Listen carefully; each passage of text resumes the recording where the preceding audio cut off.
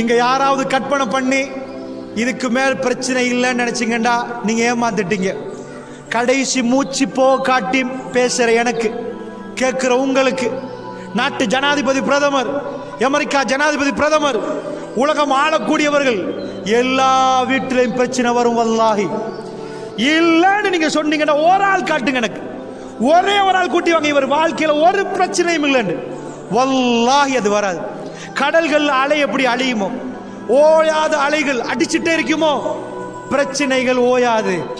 இப்பதான் ஒரு பிரச்சனைக்கு முகம் கொடுத்துட்டு அல்ஹம்துலில்லாஹ் புள்ளி ஆஸ்பத்திரியில இருந்து கொண்டு வந்து வீட்டுல வச்சிருப்பீங்க. அடுத்த பிரச்சனை கதவை தட்டும். என்ன கதவை தட்டும்? மனைவி மௌத்தாகிட்டானு. இந்த பிரச்சனை அந்த பிரச்சனையோட சின்னதேன்னு நினைக்கும். ரெண்டாவது அந்த பிரச்சனை அதை விட பெருசா இருக்கும். அதுக்கு முடிச்சுட்டு திரும்ப தட்டி பார்ப்போ எல்லாம் முடிஞ்சு நினைப்பீங்க. அடுத்த கதவை தட்டும். அடுத்த பிரச்சனை என்னப்பான்னு பார்த்தா பொருளாதாரம் இடிஞ்சு உளுந்து கொடிகட்டி பறந்த கோடீஸ்வரர் பேமெண்ட்டுக்கு இறங்கி இருப்பார். அந்த பிரச்சனைக்கு என்ன பண்ணலாம்? கடன்காரன் சுத்தி வாரான். விதவிதமான வாகனத்தில் போனவங்க, மரியாதையோட நடந்தவங்க, ஊரே காரி துப்புற மாதிரி கடன்காரன் வர்றான்.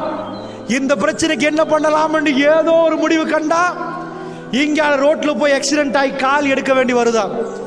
இதுக்கு ஒரு பிரச்சனை என்னன்னு பார்த்து இப்படி எங்க பிரச்சனை?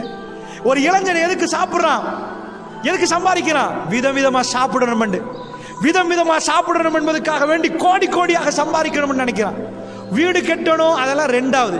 இளைஞர்களை நீங்க பாத்தீங்கன்னா கொழும்புல அவங்க கூட்டமா வந்து ஒரு ஹோட்டல்ல உட்காருவாங்க.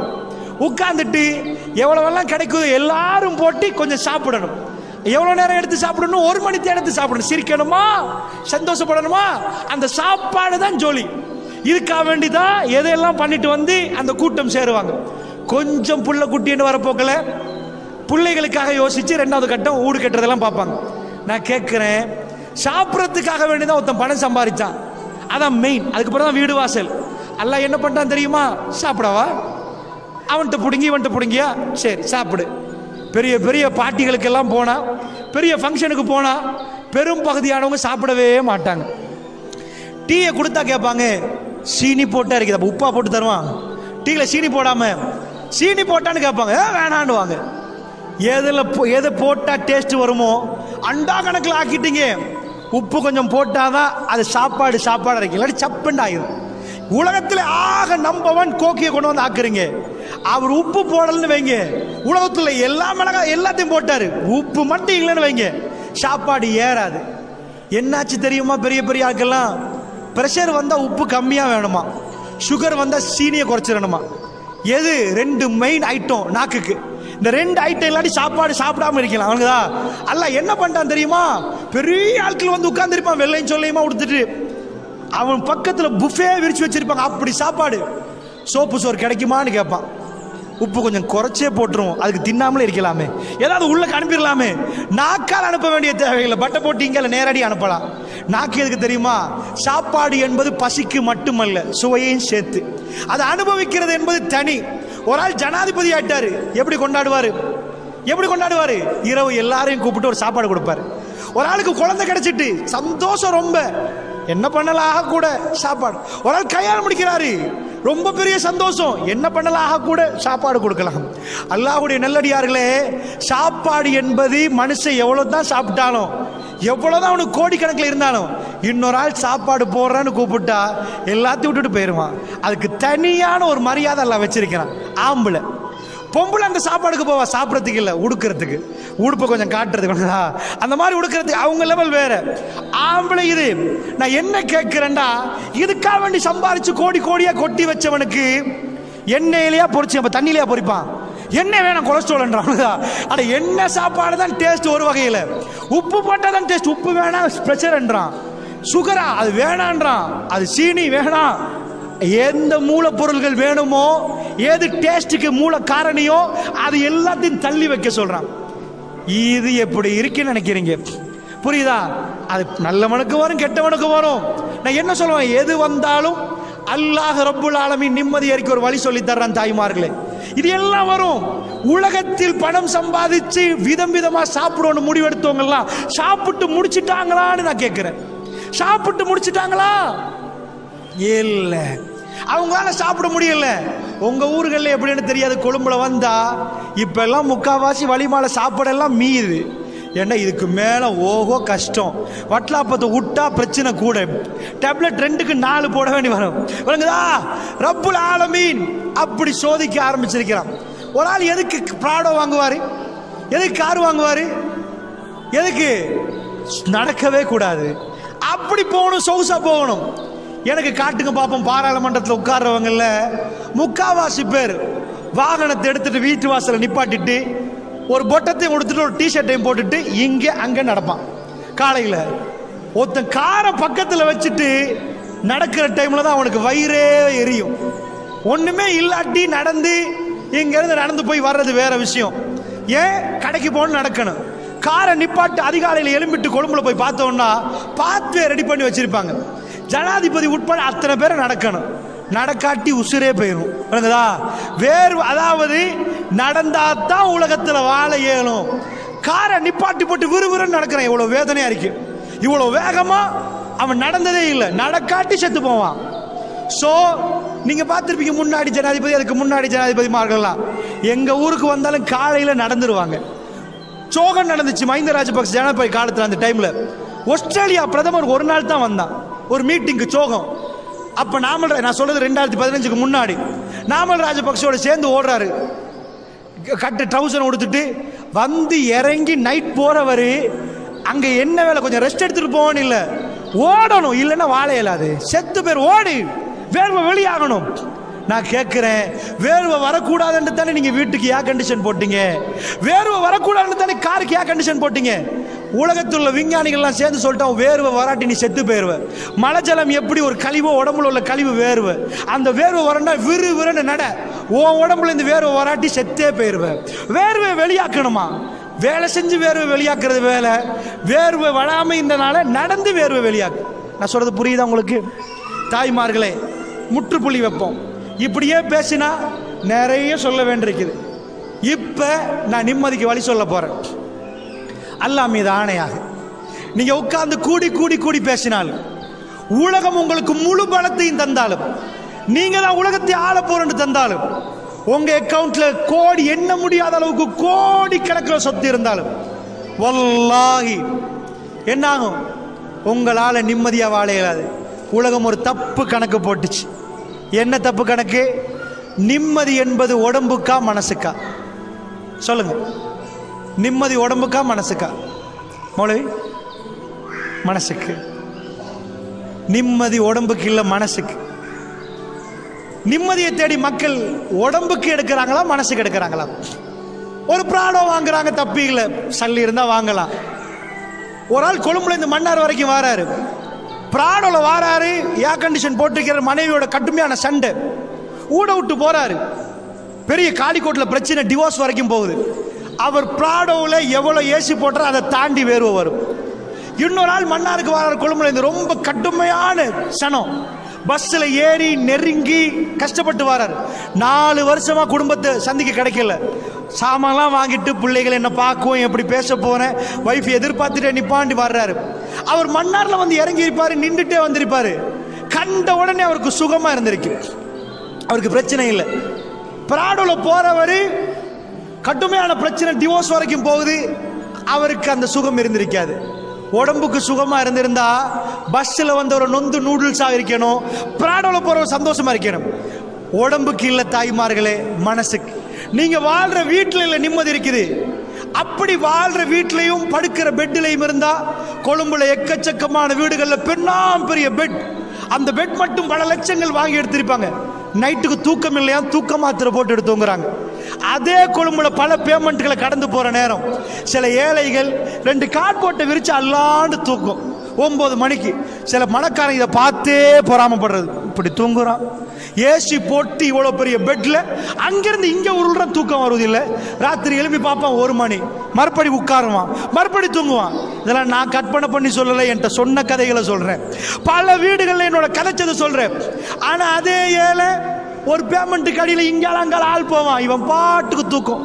அவனுக்கு நெலும்பு வலையும் இல்லை, கோயிலும் இல்லை, நெலும்பு கடிக்குதும் இல்லை, அவன் பாட்டுக்கு தூக்கம் சுபவலை எழும்புறான். விளங்குச்சா? பெட்டு வாங்கினது ஊடு கட்டினது தூங்குறதுக்கா இருந்தா அந்த தூக்கமே இல்லாட்டி அந்த பெட்டில் என்ன பிரயோசனம்? இவன் ஒண்ணுமே இல்லை, அல்லாஹ் அவனுக்கு தூக்கத்தை கொடுத்தான். அவன் என்ன ராத்திரி ராத்திரி மிஸ்கின் இல்ல. அல்லாஹ்வுடைய நல்லடியார்களே, அல்லாஹ் வீடை தந்துட்டு பெரிய ரூமை தந்துட்டு பெட்டை தந்துட்டு உங்க தூக்கத்தை எடுத்தா அதை விட கஷ்டம் இருக்காது. உலகத்தில் எல்லோரும் தூங்குற நேரம் தூக்கம் போகாட்டி அதை பட்ட அந்த வேதனையை பட்டவங்கள்ட்ட கேட்டா தெரியும். அல்லாஹ்வுடைய நல்லடியார்களே, இப்ப புரிஞ்சுக்கோங்க. இப்ப நான் உங்களுக்கு எனக்கு இன்னும் ஒரு 15 நிமிஷம் தான் இருக்குது. இதுக்குள்ள நான் இந்த பயானம் முடிச்சாகணும். இது ரொம்ப பெரிய கஷ்டம், ஆனாலும் நான் முடிச்சு தான் ஆகணும். அதனால நல்லா புரிஞ்சுக்கோங்க. நான் லாஸ்டா சார் புழிஞ்சி அந்த மருந்தை சொல்றேன். இந்த மருந்தை எடுத்து உள்ள போடுங்க, சரியா வந்துடும். என்ன மருந்து? அலா பிதிக்ரில்லாஹி தத்மைனுல் குலூப். அல்லாஹ் சொல்றான், இந்த உள்ளங்கள் பதறிட்டே இருக்கு. அது பதறும், அது நிப்பாட்டே இல்லாது. சின்னதை ஒன்று தொட்டாலும் துடிக்கும். ஹுலிக்கல் இன்சான் ஐஜால், மனிதனை அவசரக்காரனாக படைத்திருக்கிறேன். ஹுலிக்கல் இன்சான் லைஃபா, மனுஷனை ரொம்ப பலகீனமா படைச்சிருக்கிறேன். என்ன வெட்டினா ரத்தம் போயிடும். இரும்பால படைக்கல, இரும்பால படைக்கல. மனுஷன் போற வாகன இரும்பு, அதுக்குள்ள உள்ள மனுஷன் பஞ்சு மாதிரி. வெட்டினா கதை முடிஞ்சிடும். சோ ஹுலிக்கல் இன்சான் லைஃபா, உங்களை ரொம்ப பலகீனமா படைச்சிருக்கிறேன். ஹுலிக்கல் இன்சான் ஐஜால், அவசரம். எது நடத்தாலும் உங்களுக்கு அவசரமா இருக்கும். ஆமா, இந்த 2 பண்புகளால நம்ம ரொம்ப நொந்து போயிருவோம், ரொம்ப கவலைப்படுவோம், துடிச்சு போயிருவோம், தொழுகையை விட்டுருவாங்க. ஒரு சகோதரர், ஒரு டாக்டர், வெளிநாட்டை சேர்ந்த ஒரு ஆள், நான் இணையதளத்தில் படித்தேன். என்னாச்சு, அந்த டாக்டர் வர்றாரு, ரொம்ப கஷ்டப்பட்டவர். அவர் தொழுகையை விட்டார். பிறகு அவர் அவருடைய கதையை சொல்றாரு. ஒரு வெள்ளிக்கிழமை நாள் அவர் திரும்ப ஒரு வருஷத்துக்கு பிறகு தொழுகையை தொடர்றாரு. என்ன ஆச்சுன்னு அவர் கதையை சொல்றாரு. அவர் சொல்றாரு, நான் ஆரம்பத்தில் ப்ராக்டிஸ் பண்றேன், மெடிக்கல் காலேஜில் இருந்து போயிட்டு இப்போதான் டாக்டர். எனக்கு அப்போ ஒழுங்கா வாகனம் இல்லை, சின்ன வாகனம், வீட்டுக்கு ரொம்ப தொலைவு. அப்போ சின்ன பிள்ளைகள், என் பிள்ளைகளோட பேசணும், நிறைய நைட் டியூட்டி பண்ணணும், ஸ்ரீலங்காயில் வெளிநாடு. அப்படிலாம் பண்ணிட்டு நாம் ஒரு லெவலுக்கு வந்தோம். அந்த லெவலுக்கு வரப்போக்கல எங்களுக்கு என்ன ஒரு வீடு, எனக்கு என்ன ஒரு வாகனம், என் பக்கத்திலே ஆஸ்பத்திரி. இப்படி ஒரு நாள் நான் வீட்டுக்கு வர்றேன். வந்தா வளமையா நான் பகல் டைம்ல வர்றேன், நான் சலாம் சொல்லிட்டு வர்றேன். வந்து வீட்டுக்குள்ள போறேன். அந்த டைம்ல சில வேளை உம்மா பிள்ளைகள்லாம் தூங்குவாங்க, சத்தத்துக்கு பதில் வரல, தூங்குறாங்க போல. நான் டிஸ்டர்ப் பண்ணக்கூடாதுண்டு என் லேப்டாப்பை திறந்து நான் சில இமெயில்கள் அனுப்பினேன். எனக்கு சில வேலைகள் இருந்துச்சு, டிஸ்டர்ப் பண்ண வேணாம், அவங்களாம் முழிச்சிட்டு வரட்டும். கொஞ்ச நேரம் ஒரு மணித்தியாலம் கழியுது, பிள்ளைகள் சத்தம் கேட்குது, உம்மா மேலே என்னமோ தட்டுற மாதிரி. எனக்கு ஐடியா உதச்சிச்சு, வாங்க பிள்ளையோட விளையாடுவோம் அப்படின்னு நினச்சேன். பிள்ளைகள் முடிச்சுட்டாங்க, அதோட கொஞ்சம் விளையாடிட்டு திரும்ப நான் ஆஃபீஸ் போகணும். என் ஆஃபீஸில் கிடைக்கிற அந்த பிரேக் டைமில் தான் நான் வீட்டுக்கு வர்றது. ஸோ நான் ரூமை திறந்து பார்க்குறேன், உம்மா கண்ணத்தை தட்டி தட்டி குழந்தைகள் என்னமோ சொல்லுது. நான் போய் பார்க்குறேன், அவன் மயங்கி இருக்கிறா. நான் காலை தொட்டு பார்க்குறேன், உசுப்பி பார்க்குறேன், அவன் மயங்கி இல்லை, மௌத்தா போயிருக்கிறான்.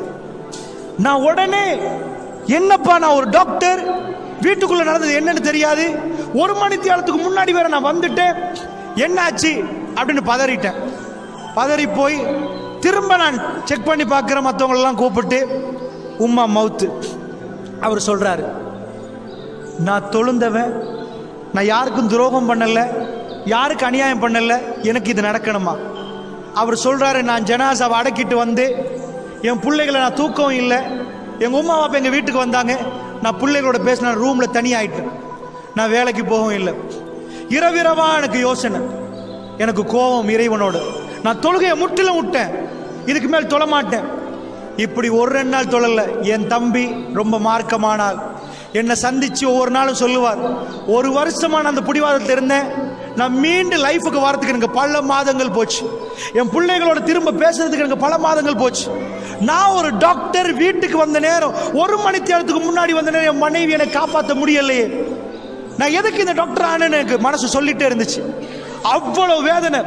ஏன்னா எங்க வைஃப் இப்ப மௌத்தாகல, நான் வந்த டைம் கதவை திறந்து வீட்டுக்கு வந்த நேரம் எங்க வைஃப் உசுரோட தான் இருந்திருக்கணும். எனக்கு அப்ப பார்க்க முடியலையே. நான் போய் தொடுற டைம்ல, அவ எட்டி பார்க்குற டைம்ல ஒரு 15 நிமிஷத்துக்கு முன்னாடி வேணும்னா மௌத்தா இருப்பா. அதுக்கு முன்னாடி எனக்கு ஆஸ்பத்திரி கூட்டி போயிருந்துச்சு, நான் டிஸ்டர்ப் பண்ண வேணான்னு இருந்தேனே. இப்படி அவருக்கே அவர் கேள்விகளை கேட்டுக்கொண்டு தடமாறுறார். கடைசியாக அவங்க தம்பி தொழுவுங்கன்னு சொன்ன பிறகு ஒரு நாள் அவர் ஜும்மாவுக்கு போறார். அவர் கேட்ட ஒரு உரை கிடைக்குது. அந்த உரைக்கு பிறகுதான் அவர் சொல்றாரு, நான் இறைவனை புரிந்து கொண்டேன். அன்பார்ந்தவர்களே, அதனால வாழ்க்கையில் தொழுந்தவங்களுக்கு பிரச்சனை வரும், தஹஜ்ஜுத் தொழுறவங்களுக்கு பிரச்சனை வரும், எல்லாருக்கும் பிரச்சனை வரும். இந்த பிரச்சனை நேரம் கல்புகள் அமைதி பெறணுமா? பிரச்சனை ஓயாது, பிரச்சனை ஓயாது. கல்பு அதை தாங்கணும். ரசூலுல்லாஹ் சொல்றாங்க, ஆஜபன் லி அம்ரில் மூமின், மூமினை பார்த்து நான் ஆச்சரியப்படுறேன். ஏன் ஆச்சரியப்படுறேன்? ஏதாவது ஒரு கெட்டது நடந்தா ஃபஸபர, பொறுமையா நிக்கிறான்.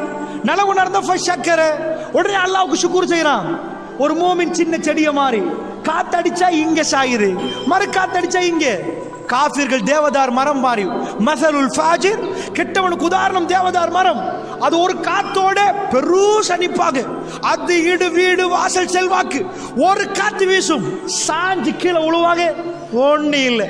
ஒரு முஸ்லிம் பார்க்க சின்னது, காத்தடிச்சா வேரோட சேர்ந்து செடி கீழே உழாது, செடி வளையும், மரக்காத்துக்கு இங்க வளையும், காத்து நிக்கும். ஆனா தேவதார் மரம் அப்படி இல்லை, அடிக்கிற காத்து பலம் அடிச்சா மரத்தை சேர்த்து கீழே போட்டுரும். ஒரு முஸ்லிம் சின்னதாக தான் நிப்பான்ண்டாங்க ரசூலுல்லாஹ். அல்லாஹ்வுடைய நல்லடியார்களே, இதுதான் நான் சொல்லக்கூடிய விதம். அலா பிதிக்ரில்லாஹி தத்மஇன்னுல் குலூப்.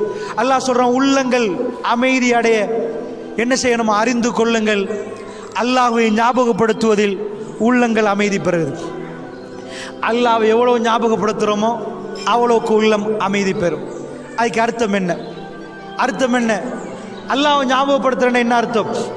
இதுதான் பெரிய அர்த்தம் இருக்குது. ஒரு விளக்கம் சொல்றேன். நானும் நீங்களும் முஸ்லீமா இருந்தா நீங்க முழு குர்ஆனையும் படிங்க, முழு ஹதீஸையும் படிங்க. அங்க ஒரு இடத்துல கூட நீங்க காட்ட மாட்டீங்க மூமீன்களை அல்லாஹ் தொங்க விட்டான்னு காட்ட மாட்டீங்க. உங்க பிள்ளைகள் உங்களுக்கு துரோகம் செய்யலாம், சில வேளை உங்களை முதியோர் இல்லத்தில் அனுப்பலாம். இன்றைக்கு எக்கச்சக்கமான முதியோர் இல்லத்தில் அனுப்பி வச்சிருக்கிறாங்க. அதாவது முஸ்லீம்களுக்கு கம்மி, மற்றவங்க எல்லாம் நிறைய முதியோர் இல்லத்தில் அனுப்பியிருக்கிறாங்க. அவங்களுக்கு பிள்ளை இல்லையா?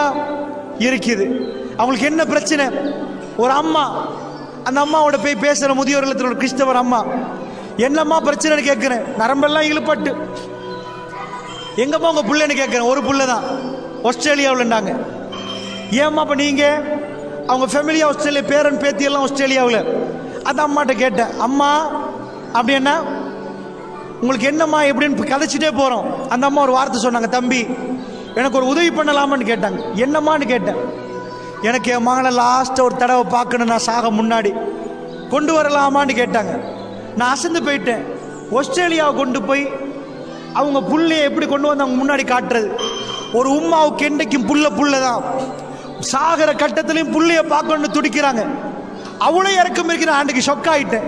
இந்த உம்மா ஏசோன்னு நினைச்சேன், ஆனா புள்ளைய நினைச்ச அந்த அம்மா கண்ணீர் வடிக்கிறாங்க. இதான் தாய். அந்த தாயை கொண்டு போய் முதியோர் இல்லத்துல போட்டவங்க இருக்கிறாங்க. அந்த தாய் சின்ன வயசுல அணையாடை மாத்தி ஆடைகள் மாத்தின தாயை இன்னொரு 4 பேர் பார்க்கட்டும், நீங்க எல்லாம் முதியோர் இல்லத்துல போங்க, வீட்டுல இருந்தா ரொம்ப தொல்லை என்று நினைச்சு போட்டவங்க இருக்கிறாங்க. அன்பார்ந்தவங்களை, அதனால சொல்றேன், நீங்க பெத்தெடுத்த பிள்ளைகள் உங்களுக்கு துரோகம் செய்யலாம். நான் தம்பி தாத்தா தங்கச்சி சொத்துக்காக பிரியலாம், நிறைய பிரச்சனைகள் நடக்கலாம். நீங்க நம்பி இருந்த நண்பர்கள் உங்களுக்கு துரோகம் பண்ணலாம். நீங்க நம்பின ஒரு கூட்டம் உங்களை நடு சந்தையில் தெருவில் நிப்பாட்டி விட்டு போகலாம். ஆனால் ஒரே ஒருவன், உங்களை படைச்சவன், குழந்தை வெளியே வந்த பிறகு குழந்தை அழுவும். அந்த நேரம் நீங்க பெண்ணாக நின்றீங்க, சாதாரண பொம்பளை, சாப்பிட்டா எல்லாம் மலஜலமா போகும். ஆனா குழந்தை அழுகுறனால உங்களுக்கு இந்த தாய்ப்பால் அல்லாஹ் தந்தான். நீங்க சாப்பிட்டதுல ஒரு சேமிப்பு நடந்து குழந்தைக்காக வேண்டி அந்த தாய்ப்பால் அல்லாஹ் வச்சிருந்தான். நீங்க கொடுக்க ஆரம்பிச்சீங்க. அந்த ரப்புல் ஆலமீன் அவன் என்ன பண்ணுவானாம்? கைவிடவே மாட்டானாம். பிரச்சனைக்கு மேல் பிரச்சனை தந்ததுக்கு பிறகு லாஸ்ட் வருவானாம். நான் இருக்கிறேன்ப்பா, உனக்கு என்ன பிரச்சனை, நான் வர்றேன். லாஸ்டா அல்லாஹ் உதவி பண்ணுவானாம். ஒரே ஒரு விஷயத்த சொல்றேன் கேளுங்க. ரசூலுல்லாஹ்வை 40 வருஷத்துக்கு பிறகு சொல்றாங்க, நான் அல்லாஹ்வுடைய தூதர். எப்படி இருந்திருக்கேன்னு நினைச்சு பாருங்க. உங்க வீட்டில் பக்கத்தில் ஒரு ஆள், அவர் என்ன பண்றாரு? கதவை தட்டுறாரு. கதவை தட்டிட்டு சொல்றாரு, 40 வருஷம் உங்களோட இருக்கிறாரு, அவர் பாடசாலைகளுக்கு போனது இல்லை, எழுத தெரியாது, படிக்க தெரியாது. ஒரு நாள் ராத்திரிக்கு வாராரு வீட்டுக்கு, கதவை தட்டி சொல்றாரு, ஏய் நான் இறை தூதர் தெரியுமா? நீங்க அவரை பார்த்துட்டு மூளை சரியில்லையோ, நல்லதானே இருந்தாரு, என்ன இறை தூதர் என்றாரு? இந்த ஆள் அறுத்து விட்டால். இத மாதிரி மக்கத்து காஃபிர்கள் பார்த்தாங்க, மஜ்னூன் பைத்தியமா, மூளை குழம்பிட்டா, சும்மா உட்கார்ந்தவரு, ஸ்கூல் கூட போகல, கதவை தட்டி நான் இறை தூதரை ஏத்துக்கோங்கண்டா எப்படி ஏத்துக்கொள்றது? இப்படி கேட்க ஆரம்பிச்சாங்க.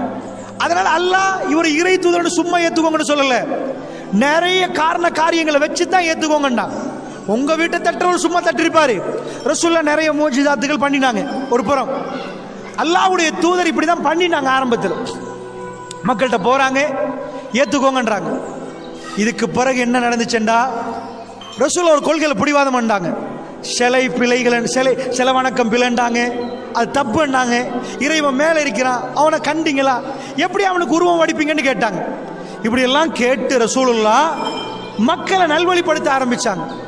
நல்வழிப்படுத்துற நேரம் அந்த கூட்டம் குழம்பிட்டாங்க. என்ன, எங்க அப்பம் பாட்டை எல்லாம் வணங்கிறத விட்டுட்டு விட சொல்றீங்களா? இங்க அல்லாஹ் மட்டும் வணங்க சொல்றீங்களா? முடியாதுன்ட்டாங்க. அவங்க எல்லாரும் ரசூலுல்லாஹ்வுக்கு எதிராக போர்க்கொடி தூக்கினாங்க. அவங்க எல்லாம் ஒரு முடிவு செஞ்சாங்க, இவரை வாழ விட கூடாதுன்னு முடிவு செஞ்சாங்க. நாங்க இது எதுக்கு சொல்றோம் தெரியுமா? யோசிச்சு பாருங்க. இன்னல்லாஹ மஅஸ்ஸாபிரீன், பொறுமையாளரோட அல்லாஹ் இருக்கிறான். 1000 பிரச்சனை வரட்டும், பிரச்சனைக்கு தீர்வு கொடுக்க ஒருத்தர் உங்களுக்கு பக்கத்துல நின்றா நீங்க ஏன் கவலைப்படுறீங்க? நீங்க ஏன் பயப்படுறீங்க? பெருமானார் ஸல்லல்லாஹு அலைஹி வஸல்லம் என்ன செய்றாங்க? அல்லாஹ் சொல்றான், நபியே உங்களை கொல்ல போறாங்க, போங்க. எப்படி போகணும்? உங்க ஊர் மக்களை நேரத்தோட அனுப்புங்க. 90களில் இந்த ஊர்ல ஒரே நாள்ல உங்களை அனுப்பினாங்க. உடுத்த உடுப்போட பேக்கோட நீங்க கிளம்பி போனீங்க. எதுக்கு போனீங்க? உஸ்ரி இருந்தா போன சொத்தை திரும்ப சம்பாதிக்கலான்னு. சஹாபாக்கள் அப்படிதான் போனாங்க. எல்லாம் காலி போங்கன்ட்டாங்க, அனுப்பிட்டாங்க. ரசூலுல்லாஹ் இருக்கிறாங்க. அல்லாஹ் சொன்னார், நபியே நீங்க போகாது, நீங்க இருங்க. நான் கேட்கிறேன், யாருக்காக பகை வந்துச்சோ, யாரை கொல்லலாம், யாருக்காக சண்டை பிடிக்கிறாங்களோ அந்த நபி அல்லாஹ் உட்கார வைக்கிறான். சஹாபாக்கள் ஒரு பகுதி அனுப்பிட்ட நேரத்தோடு நீங்க போங்க. அச்சுறுத்தல் நபிக்கு, இந்த சஹாபாக்களுக்கு. இப்ப ரசூலுல்லாஹ் இருக்கிறாங்க. சரி, என்ன நடந்திருக்கணும்? சரிப்பா, நீங்க எல்லாம் பொடி கார்டு மாதிரி இருங்க, எனக்கு தான் பிரச்சனை கூட. இல்லப்பா நீங்க முந்துங்க, அல்லாஹ் உங்களுக்கு அனுமதி தந்தா, எனக்கு எல்லாம் அனுமதி தரல, நான் இருந்து தான் அவங்களோட மக்கள்ட்டாங்க. எனக்கு அல்லாஹ் மெசேஜ் தர காட்டி நான் இருக்கணும். இப்ப யார் இருக்குது? கொஞ்சம் தோழர்கள் இருக்கிறாங்க, அபூபக்கர் சித்திக் அவங்க, அலி பின் அபி தாலிப், கொஞ்சம் பேர் இருக்கிறாங்க. ஒரு பகுதி மதீனாவுக்கு போயிட்டாங்க, ஒரு பகுதி அபிஷேனியாவுக்கு போயிட்டாங்க. இப்ப என்ன ஆகுது? ரசூலுல்லாஹ் அல்லாஹ் வகை அறிவிக்கிறான், நபியே கிளம்புங்க. எப்ப கிளம்புங்கன்றான்? எல்லாம் சேர்ந்து மஷூரா. இவர் கை பலகீனமாயிட்டு, இப்ப ஏன்னா இவரோட இருந்த சகாக்களே போயிட்டாங்க, அனுப்பி வச்சிட்டார். இவர் எப்படிப்பட்ட ஆள்? இவருக்கு மூளை இருக்குதா? இவரையாவது இருந்தா பிரபாகர் என்ன செஞ்சான்? வெள்ளமுள்ளி வாய்க்கால்ல லாஸ்ட் மக்களை எடுத்து எடுத்து எடுத்து எடுத்து அவனோட மக்களை வச்சு கொண்டான். ஏன்? அந்த மக்கள் இருந்தா தான் அவனுக்கு பாதுகாப்பு. சோ அவன் லாஸ்ட் வரைக்கும் சஹாக்களை விடல, சஹாக்கள் அவன் பக்கத்துல நிக்கணும். ரசூலுல்லாஹ் என்ன பண்ணிட்டாங்க? சஹாபாக்களை முன்னாடி அனுப்பி, நீங்க போங்கம்மா, அல்லாஹ் என்னோட இருக்கிறான். காஃபிர்களுக்கு இப்போ ஒரு சான்ஸ், இவரை கொன்றுவோம், இவரை காலி பண்ணுவோம். நைட் மஷூரா பண்றாங்க. 7 வானத்திலிருந்து அல்லாஹ் ரப்புல் ஆலமீன் மெசேஜ் அனுப்புறான். என்ன மெசேஜ் அனுப்புறான்? நபியே நீங்க போங்க. எப்படி போகணும்? அபூபக்கர் ரலியல்லாஹு அன்ஹு போகணும். என்ன, மக்காவிலிருந்து மதீனாவுக்கு கிட்டத்தட்ட 9 நாள் சிம்பிளா வலப்போடி பிடிக்கலாம். இவங்களுக்கு மட்டும்தான் ரோட் தெரியுமா? மற்ற யாருக்கு ரோட் தெரியாதா? இங்க இருந்து நான் நடந்து போறேன்னு வைங்க, அல்லது ஸ்லோவா போற ஒரு வாகனத்துல போறேன்னு வைங்க, நான் போனா எப்படி போவேன்? என்ன பிடிக்கல, முருகனுக்கு போற வழியில நீங்க பிடிக்க மாட்டீங்க, சிம்பிளா பிடிப்பீங்க. நீங்க ஊர் வாசிகள். ரசூல் அபூபக்கர் நைட்டுக்கு வர்றாங்க, வாங்க போவோம் அப்படின்ட்டாங்க. அல்லாஹ் சொல்ற, நபியே உங்களை நான் பாதுகாப்பு, உங்களுக்கு நான் பாதுகாப்பு. 7 மண்டை ஏதாவது பண்ண பார்ப்போம். பிரச்சனையை உச்ச கட்டத்துக்கு அல்லாஹ் எடுப்பான், எடுத்து போட்டு அவன் இருக்கிறான் என்பதை காட்டுவான். இதான் அல்லாஹ்ட சுன்னா. அல்லாஹ்ட வழிமுறை என்ன? உலகமே சேரும், கொல்லுவோம் கொல்லுவோம் இல்ல. மதீனாவுக்கு வந்தாங்க. பத்ர்ல அபூஜகல், உத்துபா, ஷைபா, உமையா, மக்காவுடைய தலைவர்கள் காலி, வந்த எல்லாம் காலி. ரசூலுல்லாஹ் கிட்ட போய் கேட்கிறாங்க, செத்த உடம்புகள்கிட்ட, ஹல் வஜத்தும் மா வஅத ரப்புக்கும் ஹக்கா, உங்க ரப்புடைய வாக்குறுதி உண்மைன்னு இப்ப புரியுறீங்களா? செத்து போயிட்டாங்க. மக்காவுடைய தலைவர் காலி. ரெண்டா உஹது. அவ்வளவு தூரத்துல இருந்து வர்றாங்க. எதுக்கு வந்தாங்க தெரியுமா? அபூஜகல் மகன் இக்ரிமா பின் அபூஜகல். அபூஜகல் வாராம். யாரு? இக்ரிமா வாராம். வாப்பாவை கொண்டியா கொல்லுவேன். கிட்ட வந்தார்கள், அடித்தார்கள். ரசூலுல்லாஹ்வுடைய பல்லு உடைஞ்சிச்சு, நெத்தியால ரத்தம் போகுது. வல்லாஹு யஸ்முக மினன் நாஸ், நபியே மனிதர்கள்ட்ட இருந்து அல்லாஹ் உங்களை பாதுகாப்பான். ரசூலுல்லாஹ் லாஸ்ட் வரைக்கும் அவங்க வீட்டில் மௌத்தாகிறாங்களே தவிர அவர்களை தேடினார்கள். 10,000 பேர் படக்கிளம்பி வந்தாங்க. அஹ்ஸாப் 10,000 பேர். அவங்களுக்கு என்ன வேணும்? மதீனாவை ரவுண்ட் அப் பண்ணிட்டாங்க. இவரை வாழ வைக்க கூடாது, இவரை காலி பண்ணணும். எப்படி இருக்கு உங்க ஊரை ரவுண்ட் அப் பண்ணினா சாவடி போண்டு ரசூல் எப்படி நிக்கிறாங்க? அல்லாஹ் ஜல்ல ஷானுஹு வ தஆலா ரசூலுல்லாஹ்வை பாதுகாக்கிறான். உங்களுக்கு புரியுதா? அல்லாஹ் கைவிட்டானா பாதுகாத்தானா? இப்ப சொல்றேன், வல்லாஹி எனக்கும் உங்களுக்கும் பிரச்சனை நிக்காது. சஜதாவுல உளுந்த எங்களை அல்லாஹ் ஒரு நாளும் கைவிட மாட்டான். பிரச்சனையோட முடிவு சுகமா இருக்கு. நாங்க அல்லாஹ்வை மறுத்து போனா பிரச்சனையோட முடிவு கசப்பா இருக்கு. தாங்குற இதயத்தை தருவான் அல்லாஹ், தாக்கு பிடிக்கிற சக்தியை தருவான் அல்லாஹ். ரசூலுல்லாஹ் கையில குழந்தை ஜனாசா. இப்ராஹிம் மௌத்தா போறாரு, கடைசி ஆம்பளை புள்ள. ரசூலுல்லாஹ் இப்ராஹிம் ஏன் பேர் வச்சாங்க? இப்ராஹிம் நபி மாறி வரணும், அவ்வளவு இறக்கும். குழந்தைய கொண்டு வராங்க. 18 மாசம் 1.5 வயசு, மூச்சு திணறுது குழந்தை. ரசூலுல்லாஹ் கையில குழந்தை, கண்ணால ஓடுது ரசூலுல்லாஹ். ஏண்டா லாஸ்ட் கிடைச்ச ஆம்பளை புள்ள. அப்துல்லா முடிஞ்சு, காசி முடிஞ்சு, இப்ராஹிம் இது லாஸ்ட் கிடைச்ச ஆம்பளை புள்ள. ரசூலுல்லாஹ் கண்ணால ஓடுது. சஹாபாக்கள் கேட்டாங்க, யா ரசூலல்லாஹ், நீங்க துனியா களமாட்டீங்களே, ஆகிராவு கழுவாரு ரசூலுல்லாஹ். அவங்க சொன்னாங்க, யர்ஹம் யுர்ஹம், இரக்கம் காட்டினால் இதுக்கு இரக்கம் காட்டினா அங்க இரக்கம் கிடைக்க மாட்டாங்க. என்னாச்சு? ரசூலுல்லாஹ் ஜனாசாவை அடக்கினாங்க. ஆனா ரசூலுல்லாஹ் அல்லாஹ்வை இன்னும் நெருங்கினாங்க. ஏன்? அந்த கல்புக்கு நிம்மதி அல்லாஹ் இறக்கி இருந்தான். ஜனாசாவை கையில வச்சு உங்க ஊர்ல யாராவது பயான் பண்ற மௌலவியை காட்டலுமா? திடீரென்று சூரிய கிரணம் வந்துட்டு இருட்டாச்சு. மக்கள் பேசுறாங்க, ரசூலுல்லாஹ் மகன் மௌத்துக்கு வானமே துக்கம் அனுஷ்டிக்குதுப்பா. ரசூலுல்லாஹ் எழும்பி சொல்றாங்க, ஜனாசா கையில இருந்தா யாராவது இந்த நேரத்தில் பயான் பண்ணுவாங்களா? எதையாவது பேசி தொலையட்டும். ரசூலுல்லாஹ், மக்களே பொய் சொல்லாதீர்கள், என் மகன் மரணத்துக்கும் இந்த சூரிய கிரணத்துக்கும் சம்பந்தம் இல்லைன்னாங்க ரசூலுல்லாஹ். அது அல்லாஹ்வின் விதி பிரகாரம் அப்பப்ப நடப்பது. யார் சூரிய கிரணத்தை சந்திக்கிறீர்களோ அவர் தொழட்டும், அவர் துஆ செய்யட்டும், அவர் தர்மம் செய்யட்டும். 3 விஷயங்கள் ரசூலுல்லாஹ் சொல்றாங்க. யாராவது குழந்தைகளை இழந்து கையில இருந்தா ஜனாசா கையில பயானா வரும், வாயில பயானா வரும். அவங்க கல்வி எவ்வளவு நிம்மதியால இருந்தா, பூரிப்படைந்து இருந்தால் எப்படி அந்த வார்த்தைகள் வரும் பெரியவர்களே. அதனால் அல்லாஹ்வுடைய நல்லடியார்களே, நான் எப்பொழுதும் என்ன உங்களுக்கு சொல்றேன், எனக்கும் உங்களுக்கும் சேர்த்து இந்த உலகத்தில் எந்த மனிதனுக்கும் பிரச்சனை வராத ஒரு நாள் வராது. நீங்க கற்பனை பண்ற சம்பளத்திலேயோ, பணத்திலேயோ, வீடுலையோ, வாசல்லையோ, தோட்டத்திலேயோ, துறவுலையோ, வேற எதுலையோ உங்களுக்கு நிம்மதி கிடைக்காது. ரஹ்மான் உங்களோட இருந்தால் அவன் சொல்றான், வலனபுலுவன்னக்கும் பிஷைஇன் மினல் கௌஃப் வல் ஜூ' வ நக்ஸின் மினல் அம்வாலி வல் அன்ஃபுஸ் வஸ் ஸமராத் வபஷ்ஷிரிஸ் ஸாபிரீன். உங்களை நாங்க சோதிப்போம். எப்படி? கொஞ்சம் பசியை தருவோம், பயத்தை தருவோம், 4 பேரை 3 பேர் ஆக்குவோம், எல்லாத்தையும் குறைப்போம், உங்க தோட்டம் துறவுல குறைச்சுப்போம். இப்படி எல்லாம் சோதிக்கிற நேரம் வபஷ்ஷிரிஸ் ஸாபிரீன், நபியே ரகசியத்தை சொல்லித்தானே, பொறுமையா அல்லாஹ் என்ன கைவிட மாட்டான், என் ரப்பு என்ன கைவிட மாட்டான், ஒரு நாளும் கைவிட மாட்டான். யாரு நம்புறார்களோ அவங்கள்ட்ட போய் சுபசோபனம் சொல்லுங்கள், அவர்கள் என்னை கண்டுகொள்வார்கள். நபியே ஃபபஷ்ஷிரிஸ் ஸாபிரீன், அவர்கள்ட்ட போய் சுபசோபனம் சொல்லுங்க. அல்லாஹ் பிராடோ வச்சவங்களுக்கு சுபசோபனம் சொல்லி அனுப்பல. யார் இழந்துட்டு என் ரப்பு என்ன விட மாட்டான், அவன் எனக்கு பாதுகாப்பு, அவன் நிச்சயமா எனக்கு பாதுகாப்பு உத்தரவாதம் என்று நம்புறானோ, நபி அவர்களை நான் கைவிட மாட்டேன். ஒரு நாளும் இல்லை. இன்னல்லாஹ மஅஸ் ஸாபிரீன், பொறுமையாளர்களோடு அல்லாஹ் இருக்கிறான்.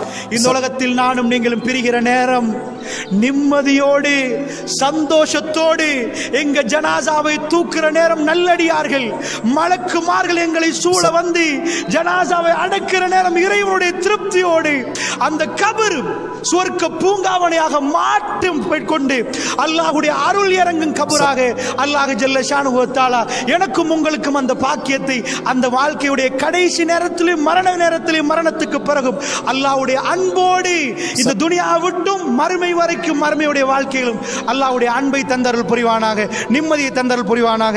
அலா பிதிக்ரில்லாஹி தத்மைனுல் குலூப், அறிந்து கொள்ளுங்கள் அல்லாஹ்வை ஞாபகப்படுத்தி உள்ளங்கள் அமைதி பெறும். இது அத்தனையும் அல்லாஹ்வுடைய செயற்பாடு. சுப்ஹானல்லாஹ் என்கிற அல்ஹம்துலில்லாஹ்னு சொல்லுங்க, அல்லாஹ் அக்பர் என்று சொல்லுங்க, உணர்ந்து சொல்லுங்க. அல்லாஹ் ஜல்ல ஷானுஹு வ தஆலா நம் அனைவருக்கும் நிம்மதியை தந்தருள் புரிவானாக. வ ஆகிர் தஅவானா அல்ஹம்துலில்லாஹி ரப்பில் ஆலமீன்.